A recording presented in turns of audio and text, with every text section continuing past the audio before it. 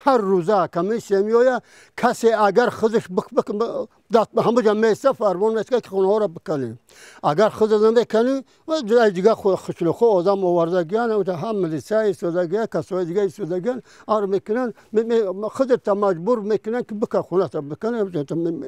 میکنی دیگه راه نیست. ایرا بگم که به همه چیزی عادی ترین به شرایط عادی ترین برای همه ما شرایط حاضر وجود ندارد. در همین موقع خونه برومده و به همه چه بگم به همه حاجت خونه رفتن این کار لیتی لایه میپرتاید میخوان با میغلطی بزنه همه لایالودو چشکن میشود. یک جا حقیقه که همه گلککای این همه ولاسفیه دارن در خونه ها شما بچه هاکوشن با گلکوشن هم موتورسیکل دارن با یگون بودیشه دیگه دارن این در دو باز میکنه میرای آدم میگه مکتب کردن مکتب اینجا بفیرم 1.5 کیلومتر و 1 کیلومتر راه کنه بالادای برای صنف‌های ابتدایی این البته خیلی دشواره اینه در این بود بارون خصوصا در همین راه اولین درخواست ما همه که همین این خونه هامون حال ای طرف بگردی هم انا این بنوار بگیره و هم انا این بختش بچش میختم ببینی که می خونه هامون نوتیارن نیست. حکومت هم خواهش هم داریم که یاریمون برسونه ما جهت مبلغ یا متریال خونه هامون اول تعمیر کنیم برای کوچیدن و اومدن ما حیا بکنیم که ما بتونیم بیان در همین زندگی کنیم. بعد این زمین برای کشت ما مردمی خانواده در خونه ما هیچ کار دیگه نداریم. زمین کشمون اگر میکنه زمین کش تعمیر میکنه که ای خواه چیله و خواه بهر آدم میزنده کش کنیم. مسئله او ای همه مهمتره. ای حکومت خواهش میگه خواهش کردیم حاضر همه موافق خواهش ما در همه چیز دیسکوشنی باید بوده باشن کار کردن برای او برآوردن. این در همین نزدیکی ما همین نزدیکی ما یک سیستر که همون خیلی که در اون بالای تپه موندگی است سیستر دیده و در اون همون خیلی سیستر در همین جای ما او اگر نمونن ای همین جو ما او نگیریم مگر ای او تعمیر شده نمیتونیم ما او با مورد دیگر نمیرسن. برای همیو 260,000 سوم مبلغ ما دادن فقط برنامه من برنامه اینا دیگر حالا برنامه شش خودگی من شش خودگی را ما همین پول را با قطعی بچه ها تقسیم کردیم 40,000 اون رسید انا یک خونه چاکی اون 5 بیت رقص 5 پس ساختن این من همه خاص ساختم من خونه بچه ما این همیون همون تمام کلا بودن دیگه مبلغ نیست که با یورو دوام بتیم ساختمون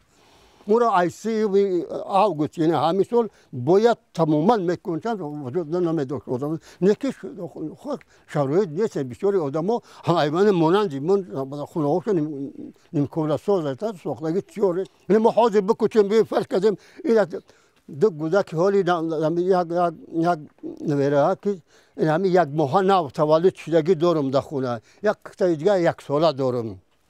ما همواره بریم در همه شرایط در یک خونه اگر فرض کردیم همون جا بگیره ما باقی مونده من 18 نفر حالی در روی خط جماعت همون دیگات حکمی در همون قدم همون جا هستیم دیگه ما کجا بریم. ای شما اینا التماس میکنیم که هم مراجعات ما را به همه حکومت تاجیکستان دقیقاً برسونه که مراد در کوچه نپرساید دیگه. ما تقریبا 2 سال میشه که اینجا زندگی کردیم. پیرو رو سراغ دمی رسید اومدیم وقتی همین خانه‌دوزی مردم بود اومدیم خانه رو دوختیم بهارش گشته برفتیم سال دیم است که زندگی داریم. سنتیار اومدگی مورشتگی همین 30 سنتیبر که تماما آب نیست. انا می دهمی 12 خوجگان این پوینده اینا جراحش نمیشه. همینجا تماما آب نیست. همین آدم همسایمون آب پس آب خیلی چی دارم جا ما ترخای کشتگی سحریان می وقت اکسپیت شای یک دست استیل میگیریم با تو و با این دست استیل خیلی نمیشه که ساختمان ممکن یا که مثلا برق همین موافق اگر می چی برق تاجیک لیمیتی برق باید ای ساعت 5 تا ساعت نه بگه باشه 8 ساعت باشه ای ساعت 5 ساعت 8 بگه یک ساعت 6 بگه گیرش ساعت 8 نمیکشنش هم خیلی ساعت 6 هر ساعت 8 نمیکشنش 4 ساعت هم در یک سوکا هم که لیمیتی برق یگام چی نداریم ما یگام چی نداریم هیچ زغره که نیستیم زمستون معلومه که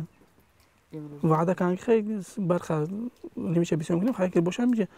یک پولتا یکم چی میزنیم یا ما سوخت هاز گرفتگی نیست یعنی چیزی که تا بعد یک جایی کمیر ارزون اگر باشه بگیریم همه را گفتیم که با اومد با عرض شکایت مردم قطعیاً کسی اعتبار نمیشه نه تشکیلات حقوقی نه حکومت اجرایی تحقیقات اعتبار نمیشه یگان بر ای حالی ما کسی خبر گرفتگی نیست نه ای حکومت خودمون نه ای حکومت های دوهای دیگر با من کبوت صحبت رو ناحیه نورآباد یعنی دهه نوشانده اندوه رو گفتنی همی هستیم که امکانیت بسن برای ما که چون که داود زمستان گذرانه ما برای ما آسان‌تر برای خودشون معلومات همون نیست خانه ها خودشون مهیون نیست ما پول گرفتیم راستی 115,000 50,000 چند قسم دیگه مونده 136 تا تیپ نقشه بود 18 تا همون رو بریدن کدام سبب نمیدن هم واسه نکردن کار کردیم